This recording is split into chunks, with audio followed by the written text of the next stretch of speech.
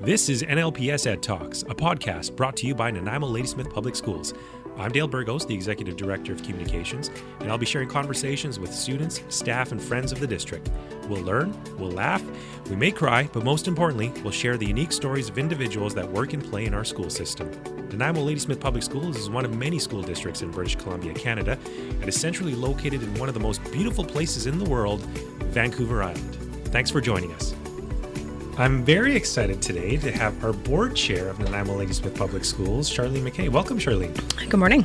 Thanks for coming on NLPS Ed Talks. It's very exciting. We are on episode number 8, I believe it is, and we've had some great interviews, and you will also be one of those, so I'm looking forward to that. Thanks. All right, beautiful. Okay, so we are, let's start from the very beginning. Okay. Let's get to know a little bit about Charlene and where you grew up. How about that? Where were you born? Where did you grow up? So I was born in Victoria. So nice. I'm definitely an island girl. My family home was in the Western Communities in Langford, and so I was actually raised in the same house that my dad was raised in. Wow. Yeah. So we lived on a road called Happy Valley Road. This is a happy place. No kidding. I love it. Yes, everyone's smiley, everyone's happy. Yes. So Langford. Now, were you the Langford Crawl? I've heard this called, or the Colwood Crawl. Colwood Crawl, yeah. Right, but that commute into Victoria, did you have to, were you stuck in that many a time, or was it not like that yet? Oh, no, it was starting to get that way, and then there was a couple different ways that you could get into town and stuff, so depending on where it was, there didn't, when I grew up, there was no overpasses, so there was a lot of stop and go on the Trans-Canada Highway, so it wasn't just the Colwood Crawl, you get out on the Highway 1 and stop at a red light every couple kilometers or so. So, yeah, it was a lot of commuting even back then. Just looked a little bit different, that's all. Okay. So yeah. you did your formative years, K-12 in Victoria? K-12 in Victoria. I went to Belmont High School. Hey. That has actually now been demolished and rebuilt in a new location. So that was kind of exciting for the students down there. And then I actually left high school halfway through grade 12. And then I was almost done, left and went on my way, and then I went back to school through the South Island Distance Education in Victoria. So I actually graduated as a distance ed student. Wow, there you go. Yeah. Oh, wow. I love it. I love the stories. Everyone's got a different story to tell, right? And Belmont, yes, you mentioned, that is, I hear it's a beautiful school. Never been there just yet, but, hey, why not? Right? It was an older school. Okay, so you've graduated. You did the distance learning. What did you do afterwards? I worked retail for a couple of years, nice. And then I started getting into administrative work. All of my elective courses I did through high school back then were administration-based, accounting-based, and so that took me into an administrative type career through a few different people, through 3 different companies. I worked for Thrifty Foods for a long time, nice. And then decided to move, and I started moving around the province with my now husband, and so we lived in a few different cities, and eventually we landed in Nanaimo. And when I came to Nanaimo, I was working for the city of Nanaimo in the Parks and Rec department. No way, really? Fantastic. Is that what brought you to Nanaimo? We came back to Nanaimo because my husband finished his hydro apprenticeship here, and so we decided to come back. He went back to working at BC Hydro at the time. So. Oh, that's fantastic. Excellent. Now, and you've got a couple kids. We do. We have two girls. We have grade 6 and grade 2. So super different personalities. They're really fun. They both have pretty incredible senses of humor, which I think comes from me. My husband says comes from him, but that's okay. Take the credit. Either way, they're pretty funny kids. Great. Love it. And they're loving school, I'm assuming? They do. They go to Frank J. Ney, and they love their community there. So, as do I. Fantastic. And yes, I knew you before your work as board chair, and then also one of the PACs, but our kids go to the same school. Well, I've got one kid left in Frank J. Ney. Now, moving on, and I guess let's segue into your kids, your girls going to Frank J. Ney. Is that how you started getting involved in the parent council? Yes. Okay. So I had just had my second when my daughter was starting kindergarten, and so it was probably a few months into her first year at school during kindergarten that I was like, well, my mom volunteered, so I guess I better go and check out what the parents are doing, as I just thought that's just what you did. Right. And so I showed up and I got involved in doing some fundraising and then some other activities around the school, and then eventually I heard about this other group called the DPAC, and I was like, well, what are those people? What do they do? Are we missing something? And so I went to a meeting district PAC meeting and was really impressed. They were talking about education as opposed to fundraising and things like that. And I thought, wow. And, they had come upon an issue that was a little bit contentious. And just like that, they were sitting there with the superintendent at the time, and the issues were solved within a very short time period. And I thought, wow, if you can have that kind of influence as a parent in education, I think I'm going to have to come back here. Right. And so the next month I came back, and nobody told me, but it was their AGM, and they were looking for a new president. And somehow I forgot to sit on my hands, and I ended up sticking my hand up and becoming the president. That's how it all was. So that's how it started. My second meeting, yes. Second meeting into DPAC. And were you in the PAC at Frank J. Ney for a while before that? I was. So at that point, I had probably been involved with our PAC for a year and a half, I guess. Okay. And then everybody kind of thought it was quite funny that I had gone into this meeting and then come out the president because I had been doing different types of things at the school. Right. So it was a bit of a learning curve, but I met some really great parents who helped me along the way. Awesome. And then, there's 3 years as president and a year as the past president. Okay. Time flies. Now, as the president, and so you were voted in what year? Do you remember? Oh, boy. I think it might have been, well, let's see, when was the election? It was 2014. So it's in 2014. There it is, right? Yeah. Right there. Now, in that time, as 3 years as the president and then one as the past president, let's get some highlights. What were some of those big pieces that you had effectively brought to the board and had conversations at the board table? I think the two that stand out the most, one was anti-bullying resource for parents. And so that was a big one. It was something that I came upon after it had been in the works for quite a long time. We had a really passionate parent involved at DPAC who had championed this cause for a long time. And so through collaboration with district staff, we were able to create a brochure that went out to all parents in the district through report cards. And then from there, it kind of spun off into a second step where we worked with our senior staff to create posters, which were kind of provide learning opportunities for anybody walking by. So it identifies the types of bullying, what we can do about it, whether it's bullying or not. That's always an important question. And it went from there. So that was a really important one. And then the second one I would have to say was the advocacy around sexual health coordinator for the district. It took a lot of time. There was a lot of parents that had a lot of questions, PACs that were spending a great deal of money on, sort of providing this education in the schools and not really recognizing that it was part of the curriculum. And so through talks with the superintendent and the NDTA president, we came to the agreement that yes, this was an issue, and we identified that there was things that were really hard about the topic and that maybe we needed some help. And so we created this position that came forward, and it's growing, and the work out there that I see happening in schools is incredible. So that's been really amazing to watch be created and then happen. I agree with you 100%. I've had the pleasure and opportunity to essentially be at those meetings with you. I started around the same time as you took on the DPAC president role, and I've watched you grow from when you first came in as the DPAC president, and you had some great feedback. You had some great conversations at our committee meetings, and I've even seen you come with opportunities and solutions, and really a lot of us went, you know what, that makes complete sense, and you are essentially the voice of the parents at the table. So thank you for that. It's again, like I said, it has been my pleasure. It has been a pleasure, and then now we're seeing you as the board chair. Who knew? of the school district. And first off, though, I mean, probably the board chair with the coolest hairstyle. I'm just going to throw that out there. Thanks. I mean, Steve Ray did not have much of a hairstyle, but I'm just saying, you coming in here, we'll take a picture and we'll throw it out there if you haven't seen what Charlene's hair looks like. But again, very cool. And now that you are as the board chair, I mean, that's a pretty exciting role and a big role, obviously. But before we get started with that conversation, let's talk a little bit about how you took that journey, that path to get to where you are today as that board chair. And I mean, let's go back. I don't know how many years ago you started thinking about maybe running for trustee, and what made you decide that you wanted to take that route? Well, it's funny. A lot of people thought it was a foregone conclusion. And for me, it wasn't. It was never my intention. I just always wanted to serve the parents that I was serving and continue on that path. And then as past president, support the incoming president, who actually didn't need my support because she was the past president before me. So she took that over. But I actually didn't think I was going to. I honestly had a hard no. Everybody was saying, "Oh, you're going to run, you're going to run." I was like, no, I'm not. Oh. No, I've put my time in. I think I'm okay. Right. And then, I sat down with a few parents that I'd worked quite closely with through some closures. And closures are hard on parents, Yes. and especially on PAC presidents. They give their heart and souls to their schools. And so some of that, there's some really strong bonds I created with a lot of those parents. And I sat down with one lady, and it was actually Kathy Schneider, I'll give her credit. And she said, but we need you. You're the right person to go there. You should really think about this. And I was still saying, no, that's not happening.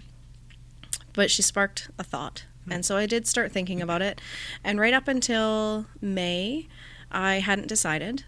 And I went to the Aboriginal grad ceremony and looked at all of the people that were having an impact on students. And that was really incredible. And I thought, okay, it's going to happen. I think I'm going to do it. And then even after that, I still wasn't sure. And I spent my, probably June and July really thinking about it. So knowing in September I was going to have to put my papers in if I was going to do this. And my husband finally asked me the one question that made the difference. He says, well, it comes down to this, Char. He goes, you can do it or not do it. Whatever you want to do. I'm going to support you. But will you regret it if you don't try? And that's when I thought, well, yeah, I would regret it if I didn't try. So I guess I better try. And so I threw my name in the ring, and election campaigning, that's new. That's not something I did before. Everybody just was like, yes, Char's going to do it. And they just, Right. They didn't even vote me in. They just kind of took me since I was still sitting there. So that was an experience in and of itself. Learned a lot about myself, recognizing sort of why certain aspects of our education, our curriculum are important to me. And understanding, having been involved for so long, understanding what it was going to look like to sit at the table. Right. Yeah. A little bit more about the experience. I'd like to know what it meant to campaign, to get signs made. I mean, having these public debates, right? I mean, Yes. those were all big pieces of the campaigning piece. How did that all go through? How did that feel? The signs was interesting. My kids made me promise I wouldn't put my face on a sign. And I thought, okay, well, that's fair. Even given that I have cool hair, maybe a disappointment, but that's okay. But it was funny, driving around town and being like, oh, there's my name. Right. That was a different experience for me. And the kids thought it was hilarious. They had a good time with it.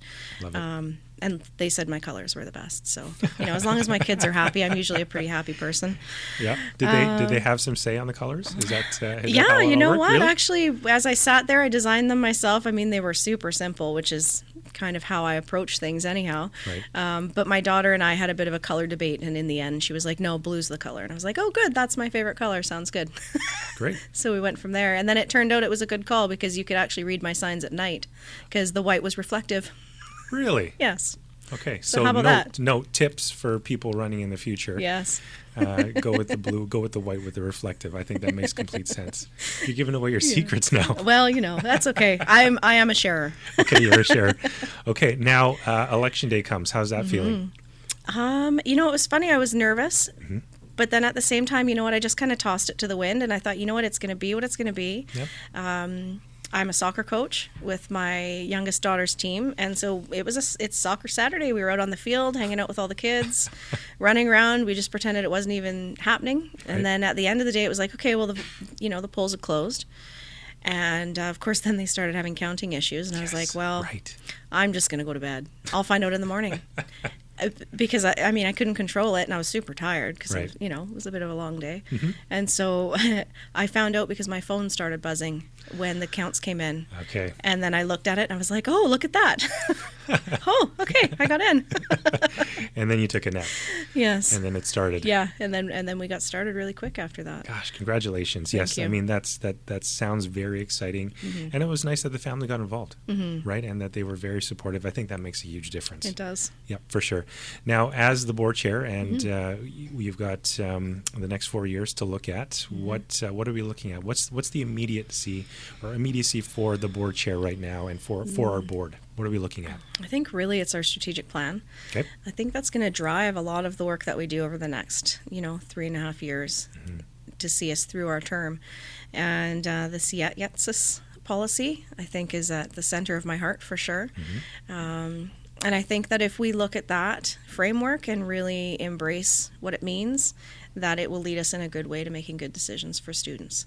And so for me, getting through that strategic plan and making sure that we're embracing it in the right way is going to set us up for success. And if we're leading from a successful place with courage and trust, certainly then it sets our staff up all the way through the ranks to do the same for kids. I agree with you 100%. I think that's a great start. What about next steps in the future? Is there anything that once strategic planning is in place and we have a goal set for us as a district, what are we looking at next?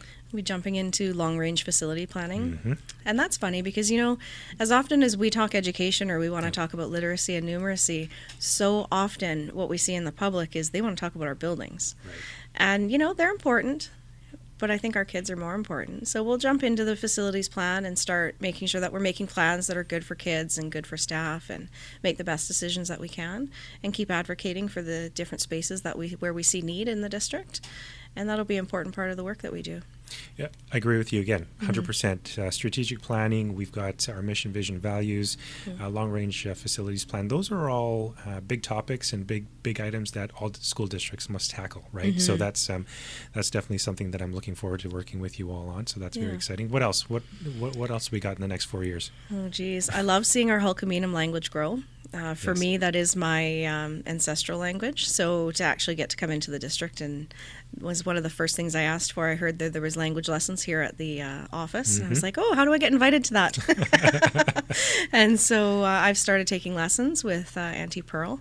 And I'm so grateful for that because she's giving me something I might not have ever found or had an opportunity to do. And, I'm passing that on to my kids now, too, which is incredible. So that's right. Thanks. A little bit of the history coming back into play in my today moments. It's great, and I have taken part in one of those classes. Auntie Pearl, of course, Pearl Harris from Stemmington First Nation. She is also a school district employee and has been one for many years now, I believe, right?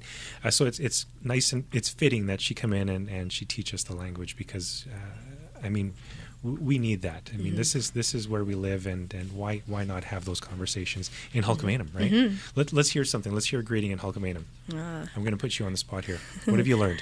Ike Squale, Thanasna Charlene, Ikwana Silam Nama. I think I'll stop there. Stop there. I love it. And of course, thank you is the Haichka. Of course. Or if you're saying thank you to a bigger group, it's Hi Sepka. There it is. See, so we know. Some of it's learning. sticking. Yeah, sometimes I forget. I have to review my notes all the time. They've started the classes up again, so I'm looking forward to those for sure. Now, thank you for sharing the plans for the board in the next, or rather in the coming years. I think those are very important to share. Let's go back to a little bit about Charlene and get to know you a little bit more. What do you like to do? You talk about being a soccer coach. You obviously like hanging out with the family. I have seen the Christmas lights on your house, and it's very impressive. They're down now, I'm assuming. They are. They're down now? Okay, good. I would have given you grief if they were still up. What keeps you busy? Well, I work, actually, which is sometimes an afterthought, but I'm a trained medical transcriptionist, so I'm self-employed at home, so I spend some of my time doing that. That's usually what I'm up early doing. I tend to work before the kids get out of bed. The mom taxi, for sure, is a big part of my world. Both of my kids play soccer, and I call myself a coach, but really that's a pretty loose term. I don't know a lot about soccer, but I was the one willing, again, to stick my hand up. But the kids have fun, and they're only 8, so right now they're learning how to pass the ball and kick the ball and get it down to the right end of the field, which is fantastic. Right. A lot of that I have to give my husband credit for because he jumped on with me and said, yeah, okay, well, we'll do it together, and turned out actually it means he's doing most of it. I just keep everybody organized. And then my oldest actually plays rep soccer this year, so she's gotten quite involved in that, which was a big shift for us. We used to be a dance family. And turns out soccer's a lot less expensive than dance, but just as graceful, it turns out. Well, there you go. So it's a lot of fun. Definitely family time seems to be what my life revolves around. So. Well, there you go. I've had the pleasure to meet your family, and they're a beautiful little family you've got there. Thank you. And we're very happy to have you as the board chair. We've got some great things happening. I'm looking forward to it as well, and these next 4 years are going to be fantastic. Agreed. There's an incredible number of people that I've met over the years that I have a great deal of respect for. And, they're leading us on this brave path down the road where Nanaimo Ladysmith does things differently. And we're not scared to try things new. And we're we're obviously becoming successful because we're increasing grad rates, we're seeing literacy rates go up, and that is all the testament to the people. Yes. All the people Indeed. that work here. Well, and then you also mentioned the kids too, and that's the big reason why we're here. That's obviously our focus. So maybe a message for the kids out there. I mean, this is essentially why you took this position, and to affect change, but also to look at our future learners and leaders. Right? Yes, absolutely. So what kind of message would you have for them? Oh, you know what? I think if there was one message I wanted students to have, it would be that the people sitting around the table who are making the decisions, that they really truly care about the kids.